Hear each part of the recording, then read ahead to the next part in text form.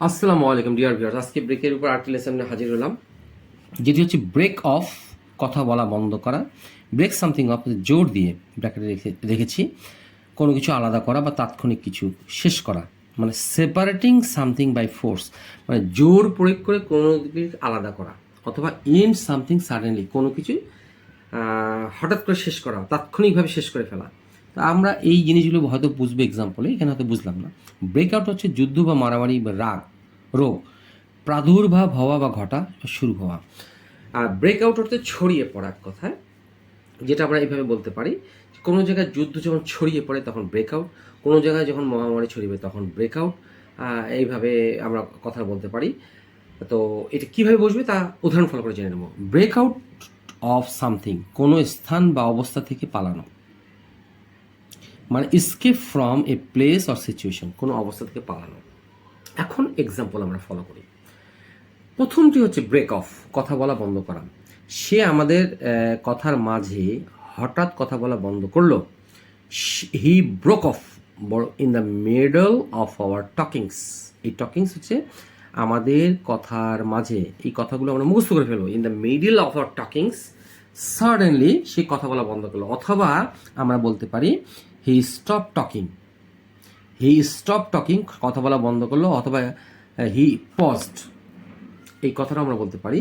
আমরা broke of ব্যবহার করতে পারি, আবার এটা এই স্টপ টকিংও ব্যবহার করতে পারি, আবার আমরা পজডও ব্যবহার করতে পারি। কোথায়? আর কথার মাঝের ইংরেজি শব্দ হচ্ছে in the middle of our talking suddenly.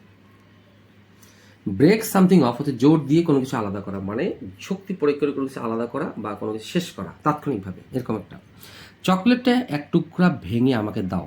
The break of, ভেঙে দাও, কি করো? এ পিচ অফ চকলেট, চকলেটটা ভেঙে এক টুকরা, গিভ ইট টু মি, আমাকে দাও। অথবা separate a piece of chocolate, বা ভেঙে দাও, কোথায়?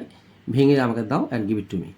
এটা আমাদের সবচেয়ে ভালো হবে, এটা বিভিন্ন ক্ষেত্রে অন্য ক্ষেত্রে ব্যবহার করা যেতে পারে। তো এখানে এটাই উত্তম, break off a piece of chocolate and give it to me. মেয়েটির বাবা মা তার মেয়েটির বাবা মা তার মেয়েটি শাসালো যে যদি সে মেয়েটির বাবা মা তার মেয়েটিকে শাসালো যে যদি সে ছেলেটিকে বিয়ে করে, মানে মেয়েটি যদি ছেলেটিকে বিয়ে করে তাহলে তারা মানে তার বাবা মা তার মেয়ের সাথে সব পারিবারিক সম্পর্ক ছেদ করবে, মানে শেষ করবে। এখানে আমরা বলছি এন্ড সামথিং সাডেনলি, অথবা break up something, bring something off. এখন দেখি, the parents of the girl threatened, কী করলো? শাসালো, শাসালিং থ্রেটেন, THREATEN। এটা পাস্ট টেন্স করা হলো কেন? ভার্ব কেন করা হলো? থ্রেটেন্ড কেন করা হলো? কারণ এটা ললেলাম, পাস্ট ইনডিফিনিট, শাসিয়েছিল। The parents of the girl threatened her daughter, শাসালো, যদি শি ওয়েডস হচ্ছে বিয়ে করা, দ্য বয়, যদি সেই ছেলেটিকে বিয়ে করে, they will break off all their family ties, সব ধরনের পারিবারিক সম্পর্ক, অল দেয়ার ফ্যামিলি রিলেশনস অথবা ফ্যামিলি টাইস, যে কোনো একটা জিনিস বসালে চলবে, যে কোনো একটা শব্দ বসালে চলবে। তারা সব কী করবে? পারিবারিক সম্পর্কটা, মেয়ের সাথে সম্পর্কটা ছেদ করবে, ব্রেক অফ। অথবা ইন্ড অল দেয়ার রিলেশনস, ইন্ড অল ফ্যামিলি টাইস, তারা সব ধরনের পারিবারিক সম্পর্ক ছেদ করবে তার সাথে। আচ্ছা, এখন আসি ব্রেকআউট। আমি বলেছিলাম একটাকে ব্রেকআউট, যুদ্ধ বা মারামারি বা রোগ, মানে যুদ্ধ ছড়িয়ে পড়া, রোগ ছড়িয়ে পড়া, মহামারী ছড়িয়ে পড়া, এরকম বা শুরু হওয়া, এরকম অর্থে এই ফ্রেজটি ব্যবহার করা হয় বা এই শব্দটি ব্যবহার করা হয়। এখন দেখে নিই 4 নাম্বার। কলেরা এই অঞ্চলে মহামারী আকারে দেখা দিয়েছে।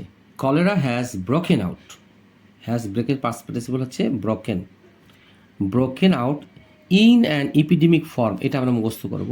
ইন অ্যান এপিডেমিক ফর্ম হচ্ছে মহামারী আকারে ইংরেজি হচ্ছে in an epidemic form in this area. এই অঞ্চলে মহামারী আকারে কলেরা ছড়িয়ে পড়েছে, যুদ্ধ ছড়িয়ে পড়েছে। তাহলে কী হবে? War has broken out in this area, এই অঞ্চলে যুদ্ধ ছড়িয়ে পড়েছে। একটি টিন শেডে বাড়িতে আগুনের সূত্রপাত ঘটেছিল। আচ্ছা, এখন সূত্রপাত এটাও ব্রেকআউট করা যাবে।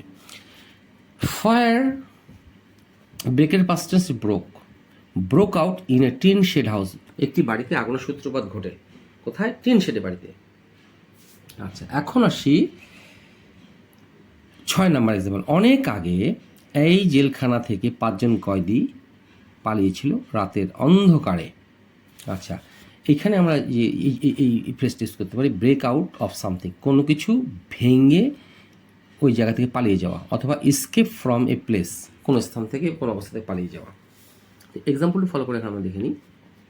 6 নম্বর, মেনি মুনস এগো, এর অর্থ হচ্ছে অনেক আগে। এইটা একটা সুন্দর ফ্রেজ, এই জন্য আমি এটা অ্যাপ্লাই করার চেষ্টা করেছি।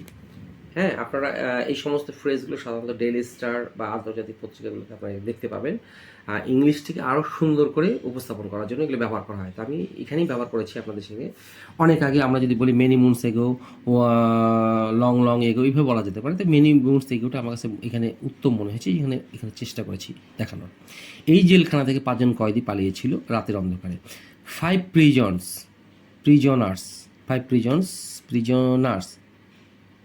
ERS, prisoner, PRISONERS, 5 prisoners. Spelling ভুল হয়েছে, আমি ক্ষমা প্রার্থী।